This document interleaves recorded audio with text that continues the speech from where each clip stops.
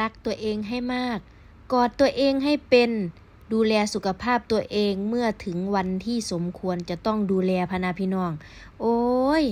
มาฮอดมื้อนี้อุ้งอิงรู้ซึ้งเลยค่ะว่าคำเว้าคำนี้เป็นจังใดแต่ก่อนบ่เคยคิดว่าสุขภาพเจ้าของสิบ่ดีปานนี้เด้อพี่น้องมาเจอกันกับตัวเองส่วนเชฟแซมกับสุขภาพบ่ดีคือกันจ้าโรคที่ติดตัวมากก็คือภูมิแพ้ตั้งแต่มาอยู่นำกันเป็นภูมิแพ้มาตลอดค่ะบาดที่นี่สิเว้าเรื่องหม้องมากินมาเที่ยวได้บาดนี่ย่ามอยากไปเที่ยวก็อยากไปย่ามบ่สบายก็ดูแลเจ้าของดูแลกันไปนี่ล่ะค่ะไปโต้ลมหนาวกันจักหน่อยพี่น้องเอ้ยร้านนี้ชื่อว่าร้านปอดโป่งพะนะอยู่หมาบยังพร23ทางไปก็บ่ไกลดอกค่ะติดถนนเลยพี่น้องบรรยากาศก็สิเป็นแบบสไตล์แคมปิ้งจ้ะแล้วก็มีโฟกซ่องพร้อมช่วงที่อุ้งอิงไปก็เป็นช่วงไว้อะไรจักหน่อยนึง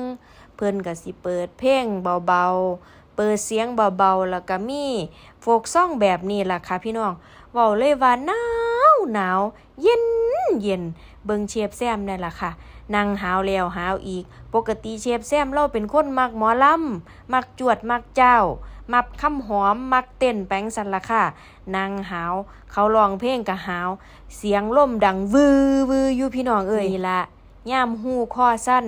สองเฒ่าสองคนก็ส่วนกันไปหาเที่ยวหากินเด้อค่ะหลังจากที่เชฟแซมเลิกโอทีมา4 โมงแลงก็อาบน้ำอาบท่าเตรียมตัวไปหากินหาเลาะหม้องใดมีดนตรีหม้องใดมีแนวกินเป็นตาแซ่บก็ไปหากินกันค่ะพี่น้องมื้อนี้อุ้งอิงกับเชฟแซมก็สั่งเมนูจิ้มจุ่มเมนูเดียวค่ะกินบ่เบิดดอกพี่น้อง4 ใบแดงหลายก็หลายคักกินฮอดก็บ่เบิดกินแล้วได้เติมทานพี่น้องเอ้ยพี่น้องบอกว่าไปนั่งหม้องนี้มันเป็นหม้องนั่งแคมปิ้งเด้พี่น้องคือกันหมดเลือกบ่ได้แต่ว่าสินั่งทางนอกหรือทางในเอาท์ดอร์หรืออินดอร์ก็ว่ากันไป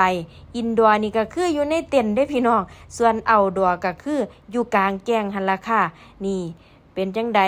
ได้ฟิงไฟพร้อมหนาวแฮงอีหลีพี่น้องขนาดปีใหม่ขนาดท่านฮอดปีใหม่เด้นี่สัวปีใหม่สิซ้ำใดไปรอบหน้าสิส่วนเจพรไปนำอยู่สิพกเขาไปนำไปจี้เขาอยู่หันเลยค่ะพี่น้องนี่ล่ะเชฟแซมแล้วก็ว่าแก้หนาวจักหน่อยว่าซั่นหนาวจนมือสั่นพุ่นเด้ สั่นหยังเลยเนาะเชฟสั่นสู่บ่พูนแล้วเพิ่นสั่งจิ้มจุ่มมาล่ะจ้ะหม้อนึงก็คือกิน2 คนเนาะพี่น้องเนาะทีมงานคำไหลคำลวงบ่ได้ไปนำไปออเดอร์เบิ่งซื่อๆว่ามันสิแซ่บปานใดเอ้าน้ำจิ้มเพิ่นก็แซ่บอยู่ตัวล่ะพี่น้องให้หลาย4 ใบแดงก็มีทอนอยู่ดอกแต่ว่าน้ำซ่าเพิ่นก็บ่แพงเด้พ่ออยู่พ่อกินมาเที่ยว